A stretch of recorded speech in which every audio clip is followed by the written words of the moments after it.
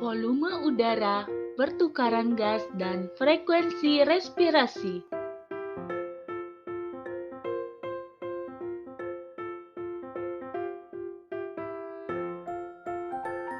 Tahukah kamu, saat kita duduk, frekuensi pernapasan lebih rendah daripada frekuensi pernapasan saat kita berjalan dan berlari.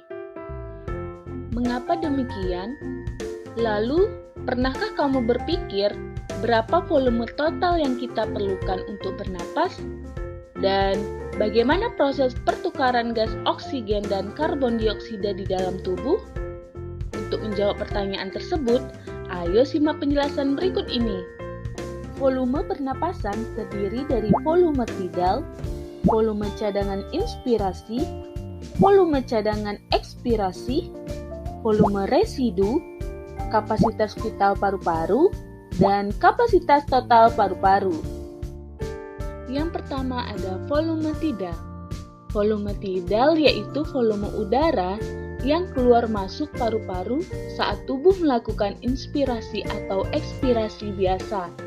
Volumenya sekitar 500 ml.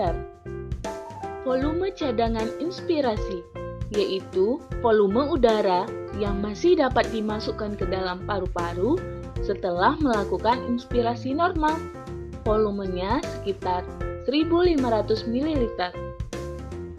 Volume cadangan ekspirasi yaitu volume udara yang masih dapat dikeluarkan secara maksimal dari paru-paru setelah melakukan ekspirasi normal.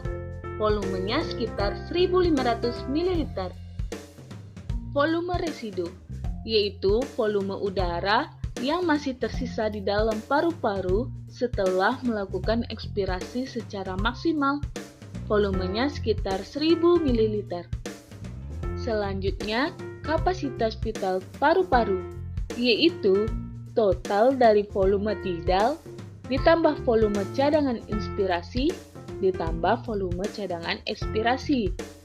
Kapasitas vital paru-paru sekitar 3500 ml. Nah, volume udara yang dapat ditampung secara maksimal di dalam paru-paru disebut sebagai kapasitas total paru-paru. Kapasitas total paru-paru dapat dihitung dari total volume residu ditambah dengan kapasitas vital. Kapasitas total paru-paru ini volumenya sekitar 4500 ml. Untuk menguji pemahamanmu, coba kamu jawab pertanyaan berikut ini.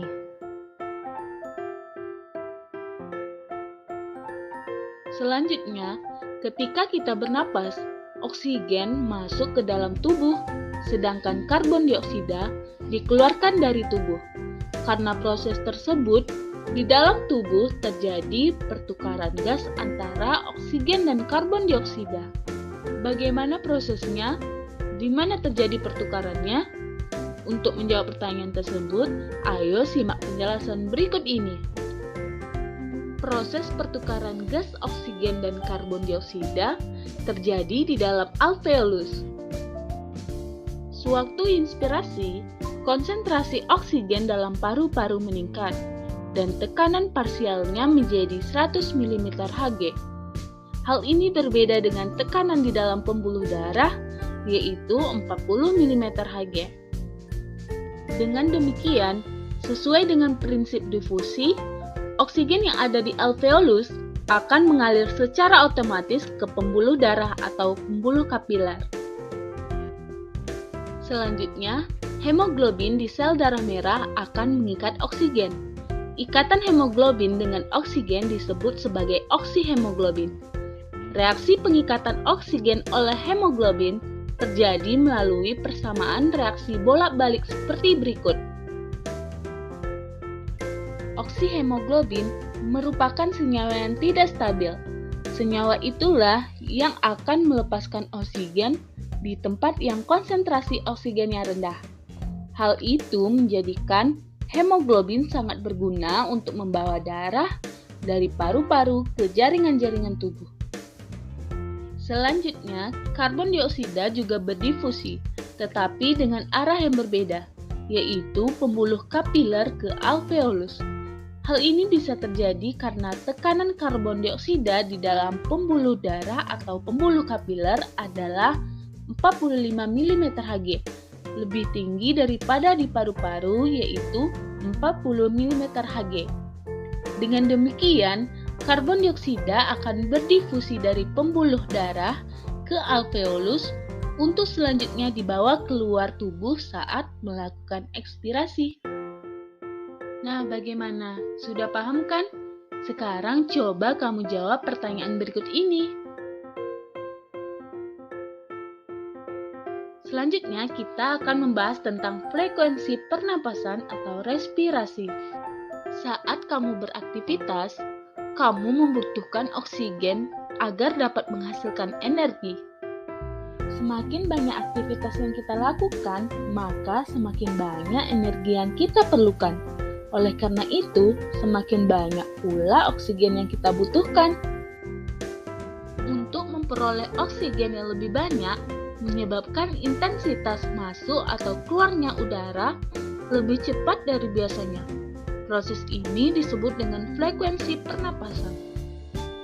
Selain aktivitas, faktor lain yang mempengaruhi frekuensi pernapasan yaitu usia, jenis kelamin, suhu tubuh, dan posisi tubuh. Yang pertama yaitu usia. Jika kita perhatikan, bayi memiliki frekuensi pernapasan yang lebih cepat dibandingkan dengan orang dewasa. Hal ini disebabkan karena bayi masih berada dalam masa pertumbuhan dan perkembangan, sehingga membutuhkan energi yang lebih banyak untuk mendukung tumbuh kembangnya. Yang kedua, jenis kelamin. Laki-laki biasanya memiliki tingkat frekuensi pernapasan yang lebih tinggi dibandingkan dengan perempuan. Hal ini dikarenakan volume paru-paru perempuan lebih kecil dibandingkan laki-laki. Selanjutnya, suhu tubuh. Ketika seseorang merasa kedinginan dan suhu tubuhnya menurun, otak akan mengirim sinyal agar paru-paru meningkatkan frekuensi pernapasan. Dengan begitu, tubuh akan mempercepat pembakaran agar tetap hangat. Yang terakhir, posisi tubuh. Jika seseorang berada dalam posisi berdiri, frekuensi pernapasannya akan lebih tinggi dibandingkan jika ia sedang duduk atau berbaring.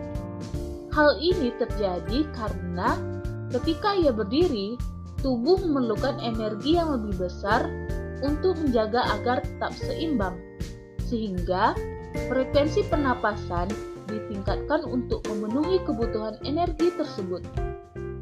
Untuk menguji pemahamanmu, coba kamu jawab pertanyaan berikut ini. Nah, itulah tadi penjelasan tentang volume udara, pertukaran gas, dan frekuensi pernapasan atau respirasi. Sekian pertemuan kita pada kali ini.